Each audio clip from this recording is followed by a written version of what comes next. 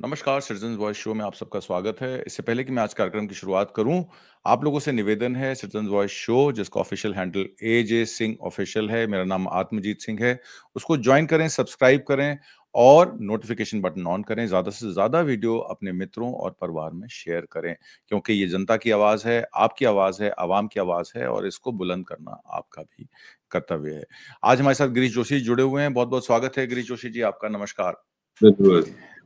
और हम भारत क्योंकि एक हाई एनर्जी कंजम्पशन कंट्री है, चाइना के बाद दूसरे नंबर पर, और रशिया से जो हम क्रूड ऑयल ले रहे थे, उस पर पाबंदी लगाने की बात अमेरिका कर रहा है। हालांकि और देशों में भी वो रशियन क्रूड बिक रहा था। अब हम आते हैं पावर जनरेशन पर। पावर जनरेशन कैपेसिटी जो भारत की अप्रोक्सीमेटली करीब 490 गीगावाट है। अगर उसको देखें तो उसमें फॉसिल फ्यूल करीब 50%, यानी कि कोल बेस्ड हम एनर्जी 221 गीगावाट प्रोड्यूस करते हैं। ऑयल एंड गैस इसमें स्मॉल परसेंटेज जो है कंट्रीब्यूट करता है। नॉन फॉसिल फ्यूल में रिन्यूएबल एनर्जी पे भारत का फोकस 1914 से ज्यादा रहा है। 38% टोटल कैपेसिटी यानी कि 105 गीगावाट, और विंड ओवर 50 गीगावाट एनर्जी जो है वो रिन्यूएबल से बन रही है। न्यूक्लियर का बहुत ही एक स्मॉल प्रोपोर्शन है, करीब 8.8 गीगावाट का। न्यूक्लियर सिविल जो ट्रीटी थी, सिविल न्यूक्लियर ट्रीटी अमेरिका के साथ भारत की मनमोहन सिंह सरकार ने साइन की थी। उसके बाद स्मॉल मॉडुलर रिएक्टर्स काफी देशों में भी अब कार्यरत हैं, क्योंकि वो लाने भी आसान है और उन पर एनर्जी, क्लीन एनर्जी प्रोड्यूस करना भी आसान है। भारत कहीं ना कहीं न्यूक्लियर एनर्जी और ऑल्टरनेट एनर्जी में पीछे रह गया। इसके प्रमुख कारण क्या हैं? पहली बात। और दूसरी बात, आज हम किस मुहाने पे खड़े हैं अपनी एनर्जी सिक्योरिटी को डिफाइन करने के लिए नॉन फॉसिल फ्यूल्स में? गिरीश जोशी जी। धन्यवाद आत्मजीत जी। पहले देखिए, काफी कुछ गलतियां इनिशियली भी हुई हैं हमारे से। 1974 में एटॉमिक बम फोड़ने के बाद ये जो न्यूक्लियर सप्लाई ग्रुप था, उस लोगों ने हमको ट्रेड आइसोलेशन में डाल दिया था राइट अप टू 2008, जब तक मनमोहन सिंह डॉक्टर ने जाके वो साइन नहीं करी एनपीटी, या उन्होंने एग्री करा कि हम लोग सिविल यूज के लिए ही उसको प्रोडक्शन करेंगे। उसके बाद थोड़ा सा रूटीन शुरू हुआ था, लेकिन क्योंकि कोल का लोकल अवेलेबिलिटी इतनी थी, तो हमने कभी उसके ऑल्टरनेट पे ज्यादा फोकस ही नहीं करा और we carried on with that. Requirement हमारी कम थी क्योंकि हमारा रूरल डेवलपमेंट ज्यादा नहीं था, तो we were concentrating on urbanization. बाद में जब समझ में आया कि भाई इंडस्ट्रियल बेल्ट के लिए तो आपको रूरल में जाना पड़ेगा, and when you started shifting the industries to rural, तब आपको समझ में आया कि वहां पे अभी रिक्वायरमेंट बढ़ रही, तो आपने वहां पे इलेक्ट्रिफिकेशन का काम शुरू करा। अभी इसमें आप देखिए, बहुत ही सिंपल सी चीज है कि आपकी जनरेशन कॉस्ट में आप डिफरेंस देखोगे तो न्यूक्लियर की प्रोडक्शन कॉस्ट आपकी 3 रुपया 16 पैसा आ रही है पर किलोवाट आवर, और वही थर्मल का जो आप कर रहे हो उसमें आ रहा है 4 रुपया 13 पैसा। लेकिन आपका बेचने का एवरेज जो है that is between 7 and 8 rupees average, तो आप 100% प्रॉफिट ये डिस्कॉम कमा रही है। तो क्या आपने उसके लिए उनको प्राइवेटाइजेशन में डाला था? अभी आप देखिए, इसमें एटॉमिक एनर्जी रेगुलेटरी बोर्ड हमारा बना हुआ था, उसको आपने डाल दिया डिपार्टमेंट ऑफ एटॉमिक एनर्जी में। अब यहाँ पे कॉन्फ्लिक्ट ऑफ इंटरेस्ट हो गया, क्योंकि वो अपनी गवर्नमेंट की पॉलिसी सोच रहे थे और एटॉमिक एनर्जी रिएक्टर जो है वो ये कोशिश कर रहे थे कि हम लोग कैसे इसके अंदर प्रोग्रेस करें। अभी दुर्भाग्य देखे देश का कि 2006 में कल्पकम तमिलनाडु में हम लोगों ने थोरियम का पहला मोल्टन सॉल्ट रिएक्टर बना लिया था। अभी आप डिफरेंस सोचिएगा तो थोरियम और यूरेनियम में बहुत डिफरेंस है। यूरेनियम हमारे पास नहीं है, हम लोग 40% इंपोर्ट कर रहे हैं from Russia, Canada and Kazakhstan, और वो approximate cost around 1 kg 3 crore rupees, और उसका ट्रांसपोर्टेशन, उसकी सिक्योरिटी, उसको रखना। उसी के एवज में हमारे पास 8 से 10 लाख टन थोरियम है इन आंध्र प्रदेश, केरला, तमिलनाडु एंड ओडिशा। तो 2006 में जो हमने एक एक्सपेरिमेंटल ये जो करा था, उसमें thorium is much more better. उसको अगर कन्वर्ट करते हैं न्यूक्लियर में, तो उसका जो पावर जनरेशन होता है उसमें आप एक तो श्योर होता है कि you can not make atomic bomb out of that material. तो this should have been approved और कैरिड आउट। वो हमको एटॉमिक एनर्जी या वर्ल्ड उससे एनवायरनमेंट से ज्यादा मतलब रखे बगैर हमने इसको अभी तक डेवलप कर लिया होता, और that is already working in Kalpakkam. तो ये अभी मिस द बस ईयर। और जब भी 2006 में हम लोगों ने शुरू किया, तभी ऑलरेडी चाइना के पास ये थोरियम के प्लांट्स ऑलरेडी थे, और उसने ये डेवलप कर लिया था प्रोसीजर कि थोरियम को कैसे यूरेनियम में एनरिच करना है और यूज करना है पावर जनरेशन। लेकिन वो because of the political compulsion हम लोगों ने उनसे ये कोई मदद नहीं मांगी, और आज हम यूएस के साथ जाके उसी थोरियम के एनरिचमेंट के लिए हम लोग उसकी मदद मांग रहे हैं। तो ये डिफरेंस बिटवीन इट कि पॉलिटिकल को अगर हमने नेशनल इंटरेस्ट के ऊपर रखा होता तो आज शायद हम लोग बहुत ज्यादा सेल्फ सफिशिएंट होते। अभी आप देखिए इस बजट में आपने प्रोविजन करा है 20,000 करोड़ का फॉर स्मॉल मॉड्यूलर रिएक्टर्स। अभी इसमें आप देखिए 500 मेगावाट का एसएमआर जो होता है ना, that is costing around 5,700 crore each.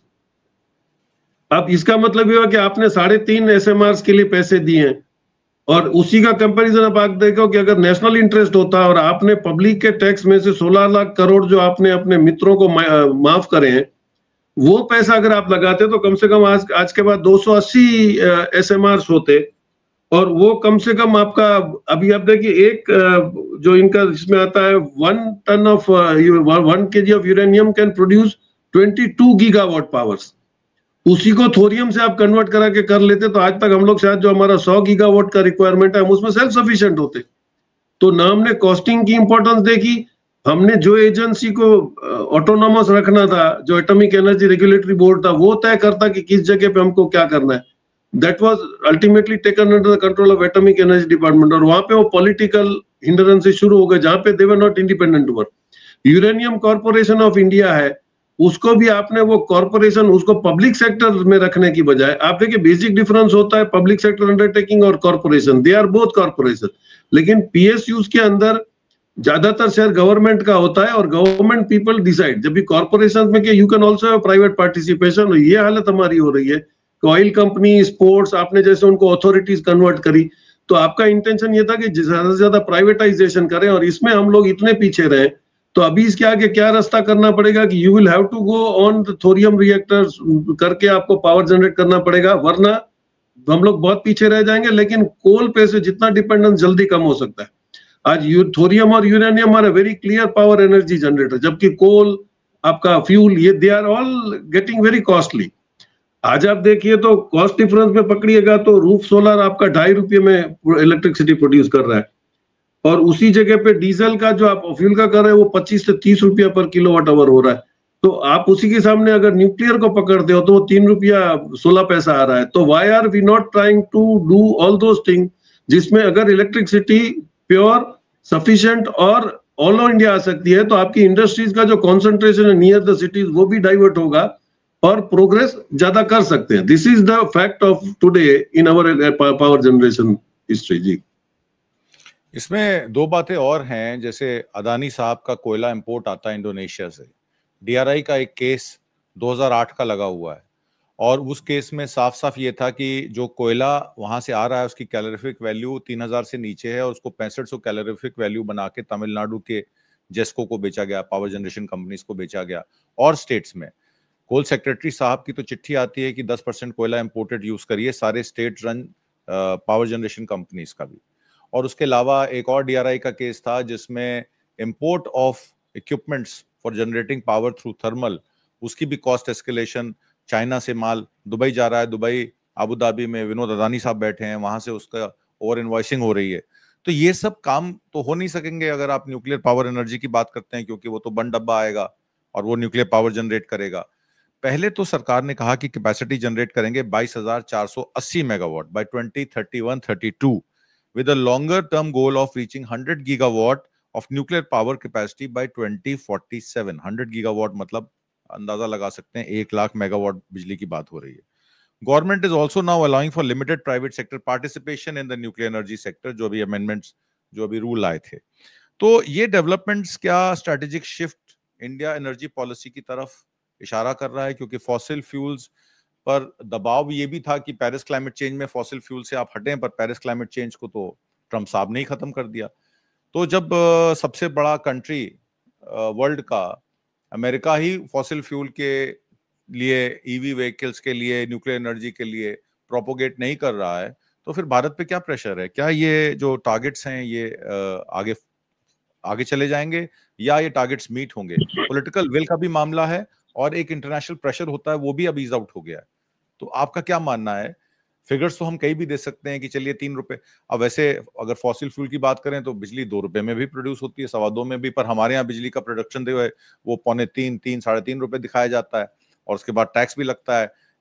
जो एंड उपभोक्ता है उसको तो बिजली 7.5-8 रुपए ही पड़ती है।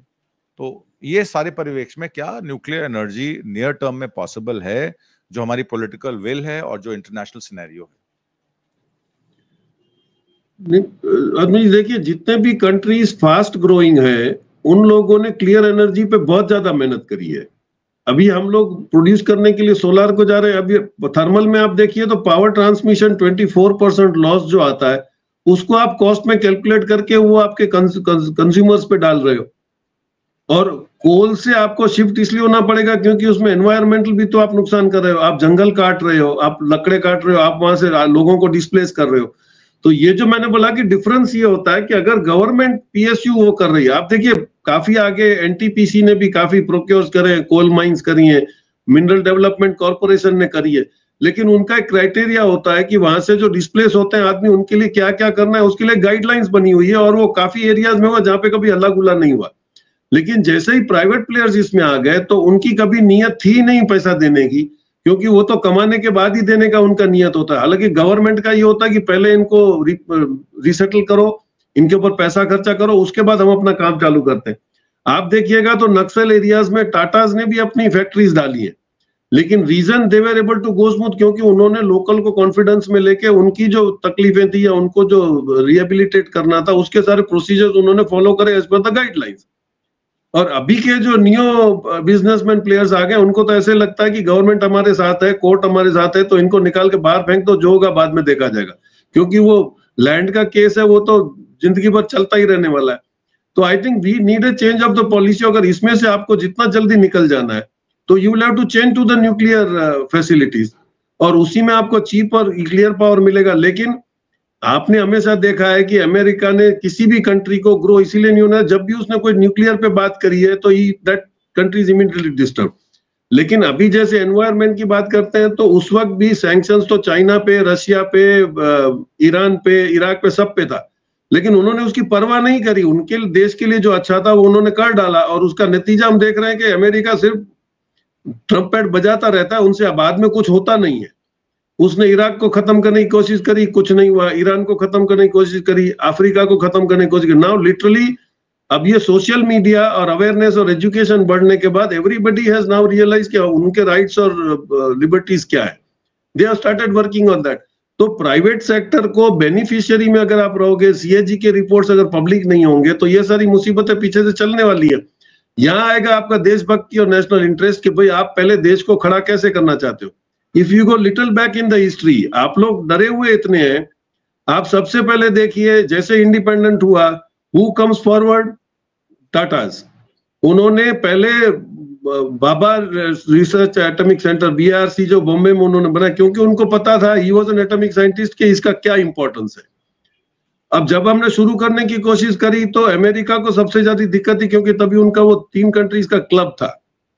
अब उसमें जैसे बाबा ने पूरा वो सिस्टम कर लिया तो होमी बाबा वाज डेलिबरेटली किल्ड, और उसका ऑथेंटिकेशन अब कैसे आ रहा है कि वो क्रोवेल जिसने बुक में इंटरव्यू दिया है, वो बुक का नाम है इन कन्वर्सेशन विथ क्रो।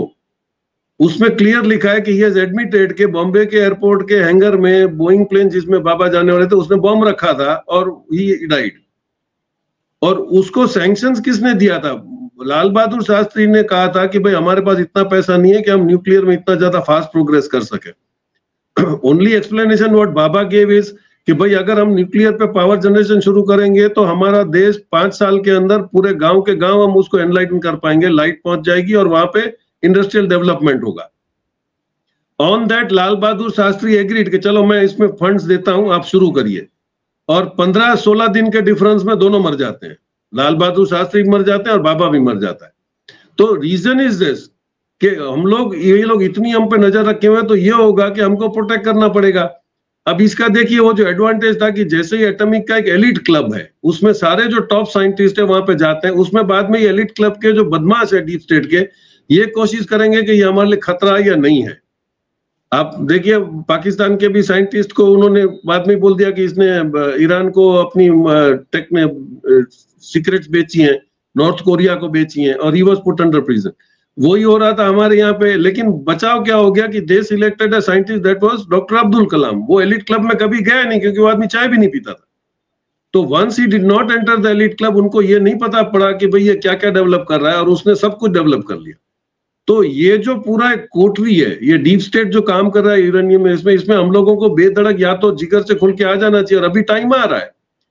तो अभी भी हम लोग ये बैलेंस नहीं कर पा रहे हैं कि भाई हम लोग दुश्मन ही सही, लेकिन उससे अगर एडवांटेज कुछ ले पाते हैं, तो हमने चाइना से 2006 में ही कर लिया होता, तो आज हम लोग थोरियम से पावर प्रोड्यूस करते, और luckily 45% of world thorium is in India. तो हम उसी को क्यों ना डेवलप करें जो हमारे पास है, और हमें भी इंपोर्ट पे, हम अभी भी ऑयल पे और इंपोर्ट पे लगे हुए हैं। तो I think we now need a different mindset, और आपको नेशनल डेवलपमेंट के अंदर कोई भी पॉलिटिकल इंटरवेंशन नहीं लाने की एक बार कोशिश होगी, तब जाके हम लोग भी चाइना की बराबरी कर सकेंगे। ऐसा नहीं है कि हमारे पास रिसोर्सेज नहीं, चाइना बुढ़ा होता जा रहा है, इंडिया जवान होता जा रहा है। तो ये जो वर्कफोर्स आपके पास क्रिएट हो रहा है, इसको आपको कैसे स्ट्रीमलाइन करना है वो आपको देखना पड़ेगा। उसके लिए आपके पास कोई नेशनल पॉलिसी का होना जरूरी है, apart from your political smaller gains. जी, इसमें एक चीज और है, जैसे कि आपने कहा कि high cost of imported fossil fuels, हमने पॉलिसीज बनाई, प्रोडक्शन लिंक इंसेंटिव की, solar manufacturing, various initiatives to promote rooftop solar, demonstrating a strong political will. Modi सरकार ने हमेशा ये रिन्यूएबल एनर्जी की बात की है।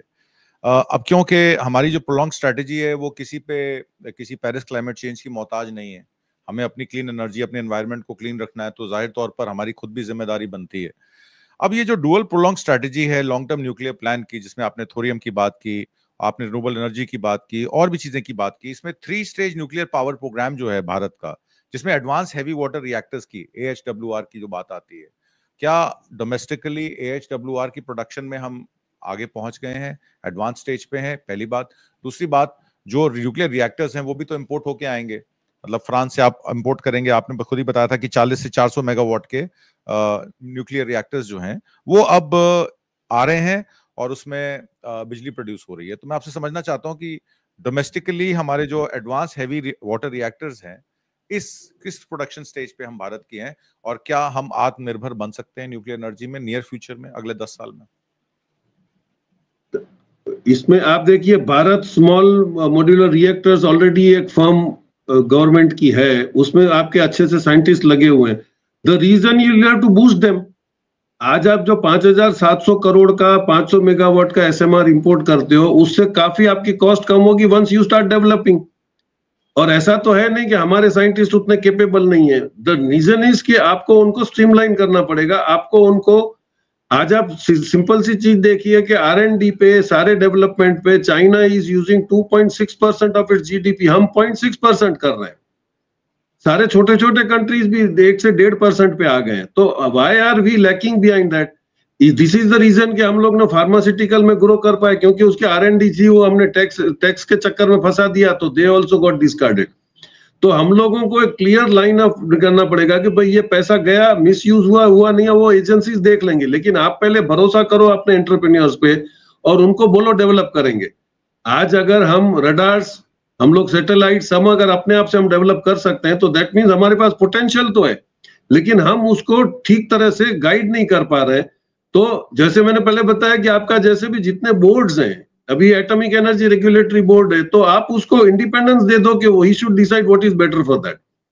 आपके पास भारत हैवी इलेक्ट्रिकल्स में इंजीनियर थे, बाद में ये आप पे एलिगेशन लगा कि वो आपने तो EVM मशीन में जाके उसको आपने यूज करने लगे। Where are you going to use the engineers? आपको जिसके लिए आपने उसको रखा है उसी में वो उसका यूज होगा, तब जाके उसका आपको 100% पोटेंशियल मिलेगा।